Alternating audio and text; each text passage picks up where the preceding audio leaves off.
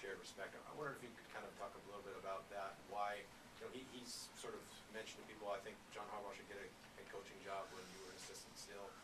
What is it about them that sort of you guys sort of have, I guess respect so much, and it's similar, they feel that same way back to you guys? Maybe it's the old special teams guys,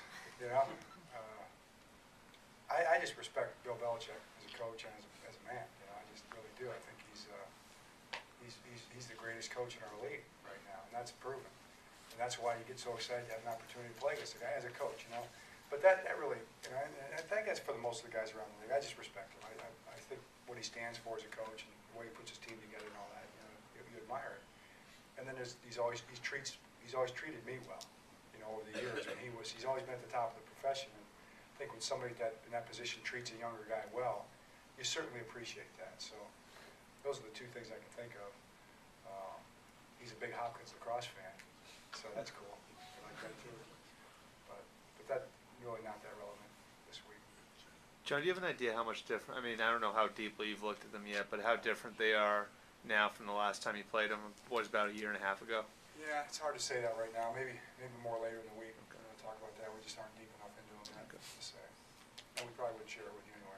But does familiarity help in these types of situations? Yeah. Well, everybody's pretty familiar with everybody else to some extent in the AFC at least, because you play them regularly. At least once a year it seems like we play most everybody in this conference. It's a little tougher when you go to the NFC. So they know us. They know them pretty well.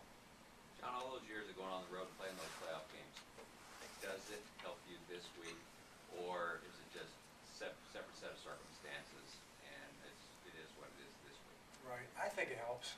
Just by the fact that we've done it. Most of our team has been there before, and then those young guys can relate to the older guys. The older guys can share some wisdom, but it's not going to impact, necessarily this game, except to the extent that our guys have been there before, and they're certainly not. It's not going to be anything new for them, and that's a good thing. Your team achieved the goal of winning the division. That was a big goal for you, and then you're ultimately closing in on the main goal. Would winning the AFC mean anything, or is that just a stepping stone to where you want to be, and it's not, you don't hold it in that kind of regard as a division title? I think it would mean a lot, but it's not the ultimate goal. I mean, you're not going to win something like that and just stop. You're not going to say that's enough. We don't expect to go any further. In hockey, they don't touch the trophy, right? That's right. Is that how it works? It's bad luck. Yeah. It's bad luck to touch the trophy. So I don't think we have that superstition in football, but we're going to be proud of that trophy if we can manage. Just like we're proud of this last division, we're proud of every accomplishment, okay?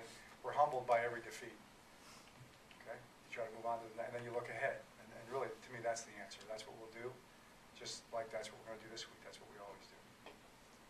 John, we saw another instance in the game of where Ricky and Ray kind of spelled one another well. Ricky came in and got some nice yards. Do you think that the NFL sort of changed a little bit in the last 5-6 years about where you see a lot more 2-back, 3-back sets as opposed to one guy getting 400 carries and sort of wondering why that is a little bit? I mean, Ricky's obviously been an important guy to your team, just as Willis was, just as Ron was. Why do you think that that's sort of been true across the NFL over the last? Well, I don't think you don't see so much I formation. It's not the same NFL as it was 10 years ago. That's not the format. You'd love for somebody to come up and line up in 2 backs the whole game and run the ball at you the whole time with 1 back downhill. I think good defenses would. People spread you out. They use their backs in different ways. So you see Ray and Ricky and a lot of backs around the league. They're out. They're running routes or they're out of the backfield. They play as receivers too. It's just a little more diverse, and you just use more guys for that reason.